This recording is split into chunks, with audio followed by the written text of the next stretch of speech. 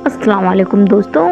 फ़तेह मक्का के मौके पर हुजूर नबी करीम सल्लल्लाहु ताला अलैहि वसल्लम शफ़ा पहाड़ी पर तशरीफ़ लाए आप, और तशरीफ़ लाने के बाद आपके आसपास हज़रात अंसारी भी जमा हो गए, यानी कि बहुत सारे लोग आ गए। आपने ऐलान फरमाया, जो शख्स अबू सुफियान के घर में दाखिल हो जाए वो अमान है। वाकई आप सारे आलम के लिए रहमत हैं। मेरे रसूल कह रहे हैं कि जो अबू सुफियान के घर में चला जाए उसको अमान है। अबू सुफियान कौन है? आप लोग यही सोच रहे होंगे कि ये अबू सुफियान आखिर है कौन। तो चलिए मैं बताती हूँ। ये वही हैं जिनके घर में इस्लाम को मिटाने के मंसूबे बनते हैं। ये हज़रत अबू सुफियान रज़ियल्लाहु ताला अन्हु वही हैं जो ईमान लाने से कब्ल रसूल खुदा नबी करीम सल्लल्लाहु ताला अलैहि वसल्लम की दुश्मनी का पूरा हक अदा करते थे। अब सोचिए कि वो इस्लाम के कितने बड़े दुश्मन हैं, लेकिन फिर भी नबी पाक ये ऐलान फरमा रहे हैं कि जो अबू सुफियान के घर में चला जाएगा, जो शख्स दाखिल हो जाएगा वो अमान है। ये हज़रत अबू सुफियान रज़ियल्लाहु ताला अन्हु वही हैं जिनका घर दार फितना बना हुआ है। ये हज़रत अबू सुफियान रज़ियल्लाहु ताला अन्हु वही हैं जिनके घर में न जाने कितने फितनों के प्रोग्राम बनते हैं, यानी कि इस्लाम को मिटाने के लिए, नबी पाक को सताने के लिए वहाँ पे प्रोग्राम का मतलब है वहाँ पे प्लानिंग होती है।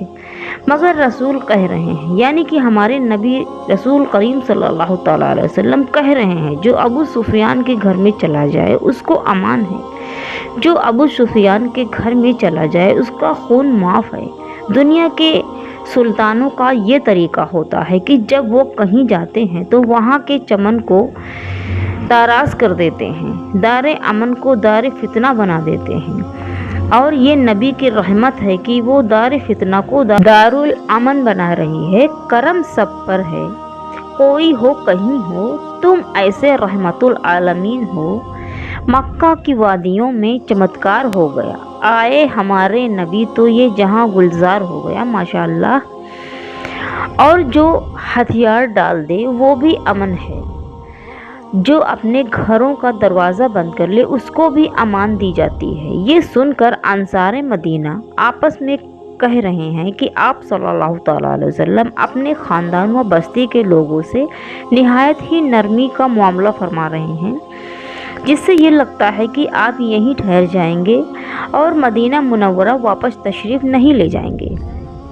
हुजूर नबी करीम सल्लल्लाहु ताला अलैहि वसल्लम को उनकी मनखेज़ बातें महसूस हो गईं। महसूस भी क्यों ना हो, वो तो नबी हैं, वो तो सब जानते हैं। मेरे नबी की शान ही निराली है। तो नबी पाक ने फरमाया कि तुम लोगों ने क्या कहा?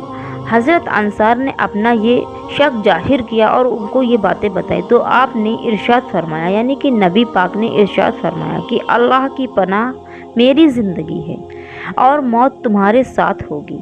वक्त की बात है, अभी कल ही की बात है कि इस सफ़ा पहाड़ी के इर्द गिर्द सरवरे दो आलम हुजूर नबी करीम सल्लल्लाहु ताला अलैहि वसल्लम आप और आपके सहाबा को सताया जाता था। किस्म किस्म की अज़ियतें पहुंचाई जाती थी। तकलीफ़ पहुंचाने का वो कौन सा तरीका है जो इन लोगों ने ना अपनाया हो और इन लोगों ने उनके ऊपर कौन सा ऐसा जुल्म है जो नहीं किया था।